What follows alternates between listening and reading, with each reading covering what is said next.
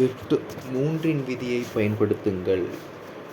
விதிமுறை 8: நீங்கள் இருக்கும் இடத்தில் இருந்தபடி உங்களிடம் இருப்பவற்றைக் கொண்டு உங்களால் இயன்றதை செய்யுங்கள். Theodore Roosevelt.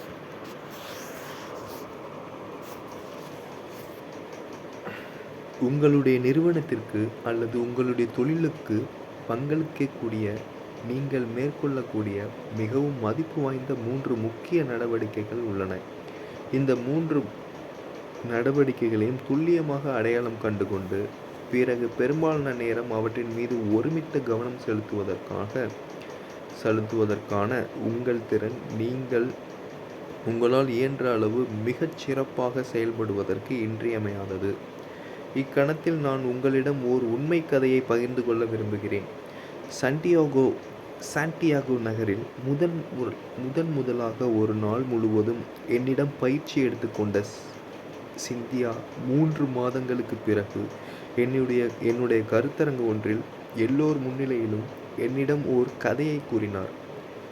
90 நாட்களுக்கு முன்பு நான் இங்கு வந்தபோது 12 மாதங்களுக்குள் எவ்வாறு நான் என் வருவாயை, ஓய்வு நேரத்தையும் இரட்டிப்பாக்குவது என்று நீங்கள் எனக்கு காட்டுவதாக நீங்கள் கூறினால், நீங்கள் கூறியது யதார்த்தத்திற்கு முற்றிலும் புறம்பானதாக இருந்ததாக எனக்கு தோன்றியது. ஆனாலும் அதை முயற்சி செய்து பார்ப்போம் என்று நான் தீர்மானித்தேன். முதல் நாளன்று ஒரு வாரம் நெடுகிலும் அல்லது ஒரு மாதம் நெடுகிலும் நான் செய்த எல்லாவற்றையும் ஒரு பட்டியலிடும்படி நீங்கள் என்னிடம் கேட்டு கொண்டீர்கள். என்னுடைய பொறுப்புகளாக இருந்த 17 நடைமுறைகளை நான் பட்டியலிட்டேன். என் வேலை என்னை முற்றிலுமாக திறனடித்து கொண்டிருந்தது. தினமும் பக்கத்திலிருந்து 12 மணி நேரமும் வாரத்திற்கு 6 நாட்கள் நான் வேலை செய்தேன். என் கணவருடன் என்னுடைய 2 குழந்தைகளுடனும் நான் போதிய நேரம் செலவிடவில்லை. ஆனால் சூழ்நிலையிலிருந்து தப்பிக்க எனக்கு எந்த வழியும் தெரியவில்லை. மிக வேகமாக வளர்ந்து கொண்டிருந்த ஒரு பெருநிறுவனத்தில் 8 ஆண்டுகளாக நான் பணியாற்றி வந்திருந்தேன். ஆனால் நான் செய்ய வேண்டிய வேலைகள் எப்போதும் எக்கச்சக்கமாகவே இருந்தன. அவை என்னை திணறடித்தன. எனக்கு ஒருபோதும் போதிய நேரம் இருக்கவில்லை. நாள் முழுவதும் ஒரே விஷயம். அவர் தன் கதையைத் தொடர்ந்தார்.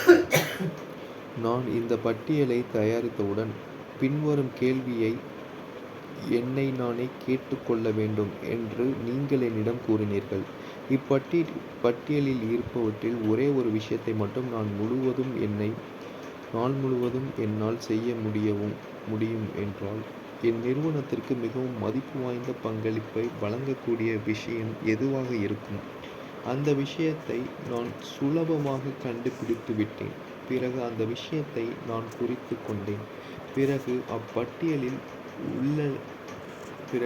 அப்பட்டியலில் உள்ளவற்றில் இன்னும் ஒரே ஒரு விஷயத்தை என்னால் செய்ய முடியாது என்றால், என் நிறுவனத்திற்கு மிகவும் மதிப்பு வாய்ந்த பங்களிப்பை வழங்கக்கூடிய அந்த 2வது நடவடிக்கை எதுவாக இருக்கும் என்று என்னை நான் கேட்டுக்கொள்ள வேண்டும் என்று நீங்கள் கூறினீர்கள்.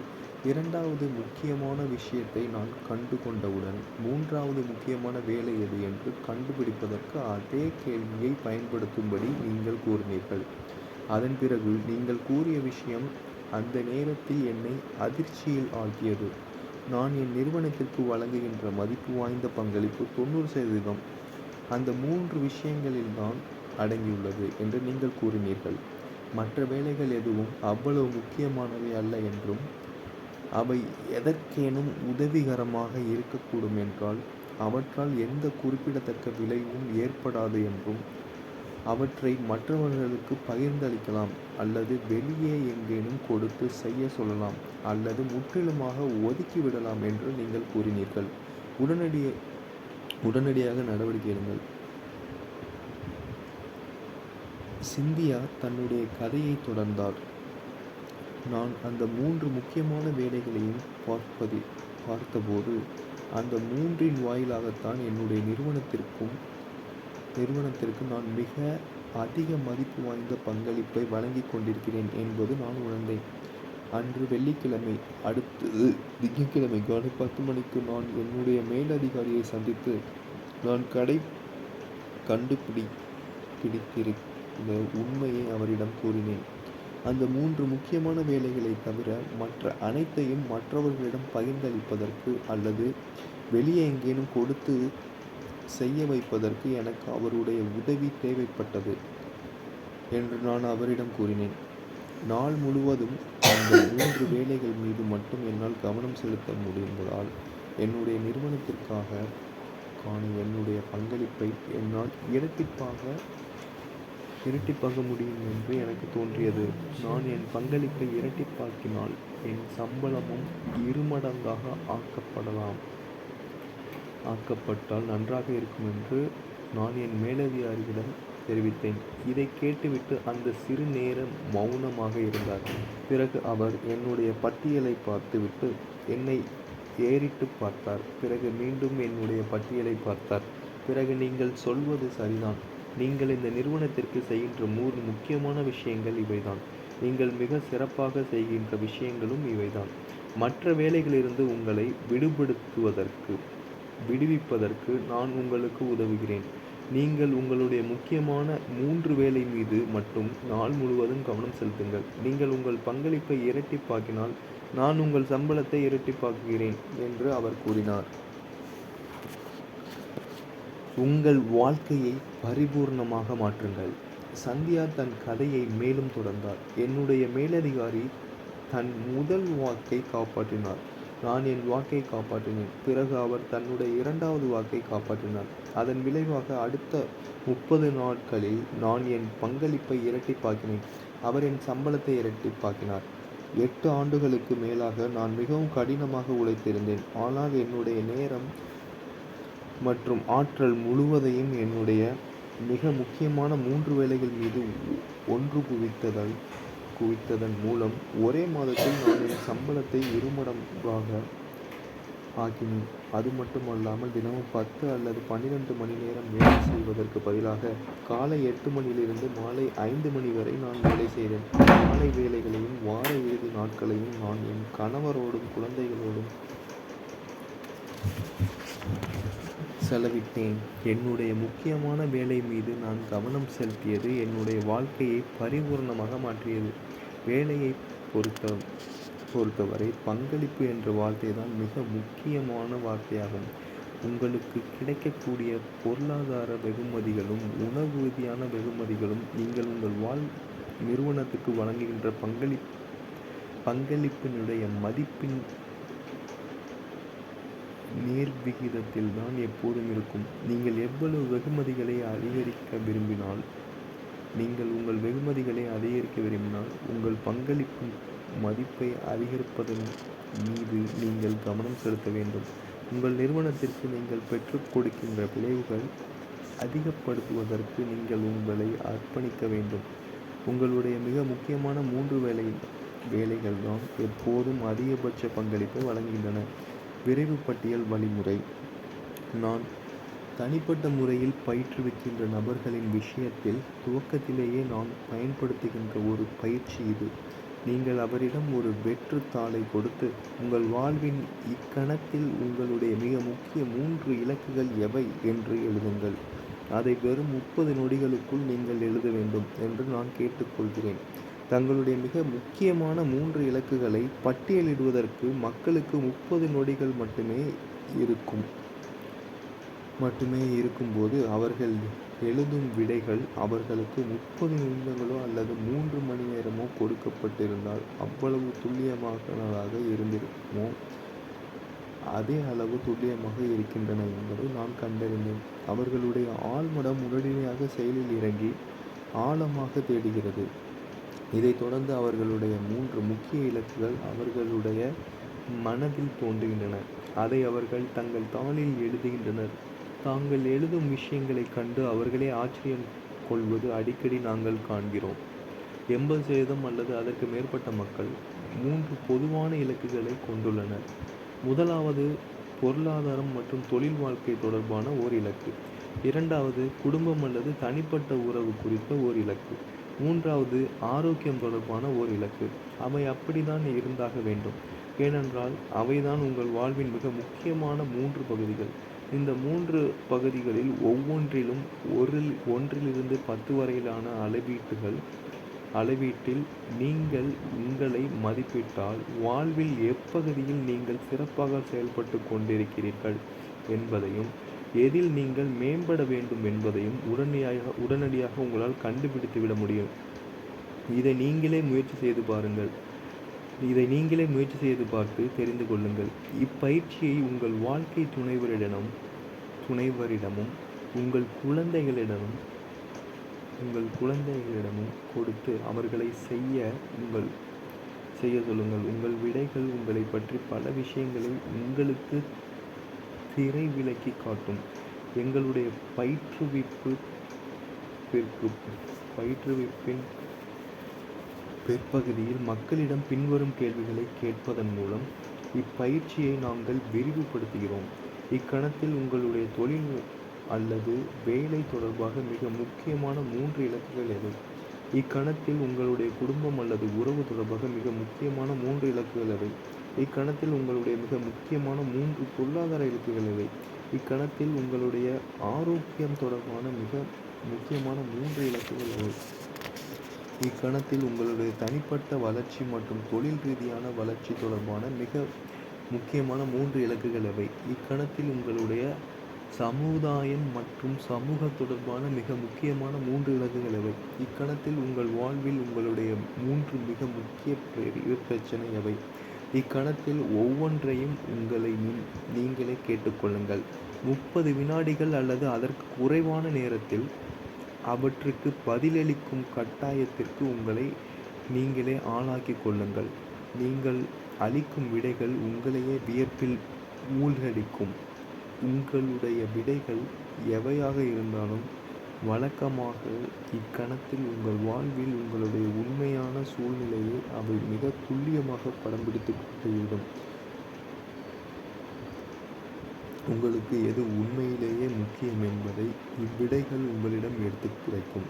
நீங்கள் உங்களுடைய இலக்குகளையும் முன்னுரிமைகளையும் நிர்ணயித்து, உங்களை ஒழுங்கமைத்து கொண்டு, ஒரு நேரத்தில் ஒரு வேலையின் மீது ஒருமித்த கவனம் செலுத்தி கொண்டு உங்களுடைய மிக முக்கியமான வேலைகளை முதலில் செய்து முடிப்பதற்கான ஒழுங்கை உங்களிடம் உருவாக்கி கொண்டிருக்கும்.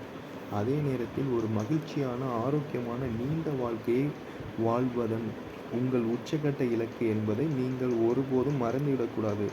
நேர நிர்வாகம் உங்களுடைய இலக்குகளை அடைவதற்கு ஒரு சிறப்பான வழி.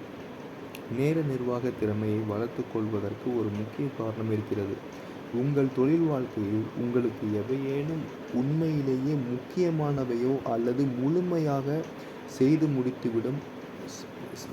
முடித்துவிட்டு மென்மேலும் அதிக நேரத்தை மிச்சப்படுத்தி உங்கள் தனிப்பட்ட வாழ்க்கையில் உங்களுக்கு அளப்பரிய மகிழ்ச்சியையும் மனநிறைவையும் கொடுக்கக்கூடிய விஷயங்களை அந்த நேரத்தில் நீங்கள் செய்ய உங்களுக்கு நீங்களே உதவி கொள்வதுதான் அக்காரணம்.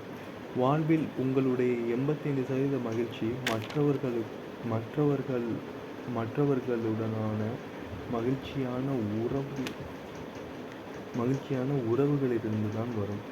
குறிப்பாக உங்களுக்கு மிகவும் நெருக்கமானவர்கள் மற்றும் உங்களுடைய குடும்ப உறுப்பினர்களுடனான மகிழ்ச்சியான உறவுகளிலிருந்து தான் உங்கள் மகிழ்ச்சி வருகிறது. நீங்கள் நேசிக்கின்ற பதிலுக்கு உங்களை நேசிக்கின்ற நபர்களுடன் அமர்ந்து அவர்களோடு நீங்கள் செலவிடுகின்ற நேரம்தான் உங்கள் உறவுகளின் தரத்தை தீர்மானிக்கின்ற முக்கிய காரணியாகும். நீங்கள் குறைவான நேரத்தில் அதிகமான வேலையை செய்து முடிப்பதற்கும், அதன் மூலம் உங்கள் மீது அக்கறை கொண்டுள்ளோருடன் நேருக்கு நேர் அமர்ந்து அதிக நேரத்தை செலவிடுவதற்கும், வாழ்வில் உங்களுக்கு எல்லையில்லா மகிழ்ச்சியை வழங்கக்கூடிய விஷயங்களை செய்வதற்கும் உங்களுக்கு உதவுவதுதான் நேர நிர்வாக நோக்கமாகும். விதிமுறை: உங்கள் வேலையை பொறுத்தவரை நீங்கள் உங்கள் நேரத்தை எவ்வளவு தரமாக பயன்படுத்துகிறீர்கள் என்பது முக்கியமானதாக இருக்கிறது. ஆனால் உங்கள் வீட்டை பொறுத்தவரை நீங்கள் எவ்வளவு நேரத்தை செலவிடுகிறீர்கள் என்பதுதான் முக்கியமானதாக இருக்கிறது. வேலை நேரத்தில் வேலையின் மீது கவனம் செலுத்துங்கள். நீங்கள் உங்கள் வாழ்க்கையை சமநிலையில் வைத்துக்கொள்ள விரும்பினால் உங்கள் வேலை நேரத்தில் வேலையின் மீது ஒருமித்த கவனம் செலுத்துவதற்கு நீங்கள் உறுதி பூண வேண்டும். காலையில் சற்று முன்னதாகவே உங்கள் வேலைகளை துவங்கிவிடுங்கள். மாலையில் வேலை நேரம் முடிந்த பிறகு சற்று கூடுதல் நேரம் வேலை செய்யுங்கள். சற்று கடினமான வேலையை செய்யுங்கள். நேரத்தை விரயம் செய்யாதீர்கள். உங்கள் சக ஊழியர்களுடன் அரட்டை அடிப்பதில் நீங்கள் செலவிடும் ஒவ்வொரு நிமிடமும் உங்களுடைய வேலை நேரத்திலிருந்து பறிக்கப்படுகின்ற நேரமாகும். நீங்கள் உங்கள் வேலையில் சிறப்பாக செயல்பட விரும்பினால் நேரத்தை அவ்வளவு பறிகொடுப்பது உங்களுக்கு கட்டுப்படியாகாது. இதைவிட மோசமான விஷயம் என்னவென்றால் வேலையில் நீங்கள் வீணாக்கும் நேரம் உங்களுடைய குடும்பத்துடன் நீங்கள் செலவிட வேண்டிய நேரத்திலிருந்து பறிக்கப்படுகிறது. நீங்கள் உங்கள் வேலை நேரம் முடிந்த பிறகு நெடுநேரம் அலுவலகத்தில் தங்கி உங்கள் வேலைகளை முடிக்க வேண்டியிருக்கும். அல்லது அவற்றை உங்கள் வீட்டிற்கு எடுத்துச் சென்று இரவு முழுவதும் வீட்டில் அவற்றை செய்து முடிக்க வேண்டியிருக்கும். உங்களுக்கு ஒதுக்கப்பட்டுள்ள வேலை நேரத்தின் போது ஆக்கப்பூர்வமான ஆற்றல் மிக்க செயல்திறனோடு நீங்கள் வேலை செய்யாவிட்டால் தேவையற்ற மன அழுத்தங்கள் உங்களுக்கு நீங்களே உருவாக்கி கொள்கிறீர்கள். அதோடு உங்கள் குடும்பத்தினருடனும் உங்களால் ஒரு நல்ல உறவை ஏற்படுத்தி கொள்ள முடியாமல் போய்விடும். சமநிலை இன்றியமையாதது. எல்லா விஷயங்களிலும் நிதானம் வேண்டும் என்பது மிக பிரபலமான பண்டைய கிரேக்க கூற்றுகளில் ஒன்று. உங்கள் வேலைக்கு தனிப்பட்ட வாழ்க்கைக்கும் இடையே உங்களுக்கு சமநிலை தேவை. வேலையில் நீங்கள் உங்களுடைய முன்னுரிமைகளை நிர்ணயித்து மிகவும் மதிப்பு வாய்ந்த விஷயங்கள் மீது ஒருமித்த கவனம் செலுத்த வேண்டும். அதே நேரத்தில் உங்கள் குடும்பத்தினருடனும் ஓர் உயர்ந்த தரம் கொண்ட வாழ்க்கையை மகிழ்ச்சியாக அனுபவிப்பதற்காகவே நீங்கள் இவ்வளவு சிறப்பாக உழைக்கிறீர்கள் என்ற உண்மையை நீங்கள் எப்போதும் உங்கள் நினைவில் கொண்டிருக்க வேண்டும். சில சமயங்களில் மக்கள் என்னிடம் வந்து என்னுடைய வேலைகள் என்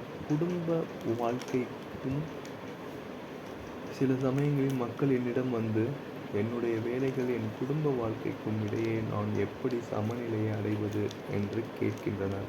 அதற்கு நான் அந்தரத்தில் ஓர் கயிற்றை கட்டி அதன் மீது நடக்கும் ஒருவர் எவ்வளவு நேரம் தன்னுடைய சமநிலையை தக்க வைத்துக் கொள்கின்றார் என்று அவர்களிடம் கேட்டேன். அவர்கள் ஒரு சில வினாடிகள் யோசித்துவிட்டு எல்லா நேரமும் என்று பதிலளித்தனர். அப்போது நான் வேலைக்கும் குடும்ப வாழ்க்கைக்கும் இடையேயான சமநிலையிலும் இதே சூழ்நிலைதான் நிலவுகிறது. எல்லா நேரத்திலும் நீங்கள் அந்த சமநிலையை தக்க வைத்து கொள்ள வேண்டும். எக்கணத்திலும் அதை நீங்கள் இழக்கக்கூடாது. அச்சமய நிலை எந்த ஒரு நேரத்திலும் கச்சிதமாக இருப்பதில்லை. எனவே நீங்கள் அதை அடைவதை நோக்கி செயல்பட வேண்டும் என்று கூறினார். வேலையில் உங்களால் இயன்ற அளவு மிக சிறப்பாக செயல்படுவதற்கு உங்கள் இலக்காக இருக்க வேண்டும். அதாவது உங்களால் எவ்வளவு அதிகமான விளைவுகளை உருவாக்கி கொடுக்க முடியுமோ அவற்றை பெற்றுக் கொடுத்து மிக உயர்ந்த வெகுமதிகளை நீங்கள் அறுவடை செய்ய வேண்டும். அதே நேரத்தில் வாழ்க்கையை பயன்படுத்தி ரோஜாக்களை முகர்ந்து பார்த்து நீங்கள் நிதானிக்க வேண்டியது அவசியம். நீங்கள் இவ்வளவு கடினமாக உழைப்பதற்கும் உங்களுடைய நேரத்தை சிறப்பாக நிர்வகித்து அளப்பரிய விஷயங்களை அபாரமாக செய்து முடிப்பதில் உறுதியாக இருப்பதற்கும் பின்னால் உள்ள உண்மையான காரணத்தை ஒருபோதும் மறந்துவிடாதீர்கள்.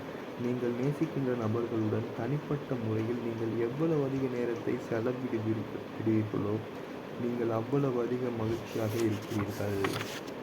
செயல்முறை பயிற்சி. உங்கள் வேலையில் நீங்கள் செய்கின்ற மிக முக்கியமான 3 நடவடிக்கைகள் எவை என்பதை கண்டுபிடியுங்கள். நாள் முழுவதும் ஒரே ஒரு விஷயத்தை மட்டுமே என்னால் செய்ய முடியும் என்றால் என்னுடைய தொழில் வாழ்க்கை மிகவும் மதிப்பு வாய்ந்த பங்களிப்பு வழங்கக்கூடிய அந்த ஒரு நடவடிக்கை என்னவாக இருக்கும் என்று உங்களை நீங்களே கேட்டுக்கொள்ளுங்கள்.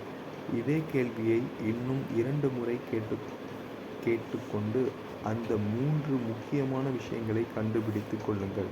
பிறகு நாள் முழுவதும் அவற்றின் மீது ஒருமித்த கவனம் செலுத்தி அவற்றை நிறைவேற்றுவதை நோக்கி செயல்படுங்கள். 2.